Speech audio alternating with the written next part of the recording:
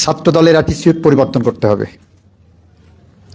আপনারা এখানে যারা ছাত্র দলের নেতা আছেন, আপনার উপস্থাপনের সময় আপনাদের যত নেতা আছে সবার নাম বলতে হবে। এখানে রুমের মধ্যে যে কয়জন লোক আছেন ছাত্র দলের সাধারণ সম্পাদক, পারলে সবাইকে পরিচয় করিয়ে দেন।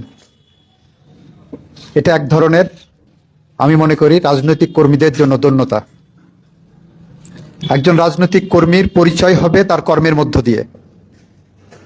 একজন রাজনৈতিক কর্মী পরিচিত হবে তার ভালো কাজের মধ্য দিয়ে, তার শিক্ষার মধ্য দিয়ে, তার নেতৃত্বের মধ্য দিয়ে। একজন রাজনৈতিক কর্মীকে আপনি এনে এখানে 20 জন লোক না থাকলে 50 জনের নাম বলে আপনার পরিচয় করিয়ে দিতে হবে। এই সংস্কৃতি থেকে ছাত্রদলকে বের হতে হবে। যদি বের হন তাহলে আপনি ক্যাডার ভিত্তিক রাজনীতি, যেটা নেতৃত্বের রাজনীতি, যেটা রাজনৈতিক গুণাবলী, যেটা সেটা অর্জন করতে পারবেন।